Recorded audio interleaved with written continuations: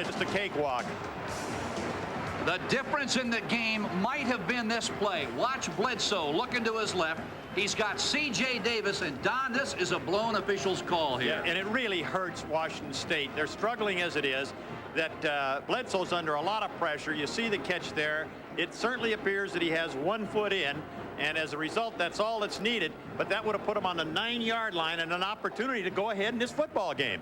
That's a good point. It would have given the Cougars a first down and goal at the Oregon 9. Instead, Washington State ended up having to punt the ball away. The Oregon Ducks took the football and came back the other way and scored. And that is where we stand. It is 12-7 Oregon at halftime. If you're Mike Price, though, you have to be awfully impressed with the simple fact that you have not given up more than one big play in the first 30 minutes of play. Yeah, and they've given up 35 points a game last year, so they're doing extremely well.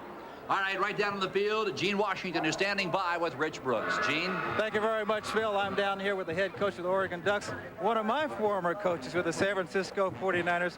Rich, what did you tell your team at halftime? Well, I told them we were doing a pretty good job of controlling the line of scrimmage, Gene, but we're making too many mistakes ourselves that are preventing us from having more points on the board. And we need to move the chains and get points out of them, not just move the chains. One of the things I noticed in the second quarter was that your offensive line had taken control of the football game. I am very pleased thus far with the play of the offensive line, not only in the running game, but I think they're doing a pretty good job of pass blocking. Danny's got a little bit of little case of the nerves in his first start, but he's done some very good things too.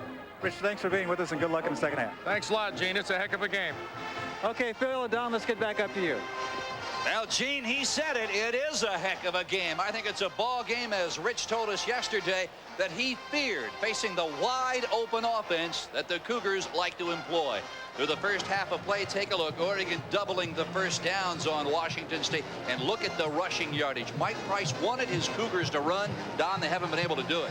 Well, it's almost a bend but don't break, and Coach Price wanted to change that philosophy. But more importantly, they're not giving up the points. Rich Brooks says, hey, we're moving the chains, not getting the points. Coach Price is saying, we'll let them move the chains, don't give them the points. But the time of possession, that really hurts the Cougars. One of the things they need to do is get their hands on the football more, because they are a big play team and they do depend on the pass. You can get 3 and out in a hurry that way. Well, this near capacity crowd here at Autzen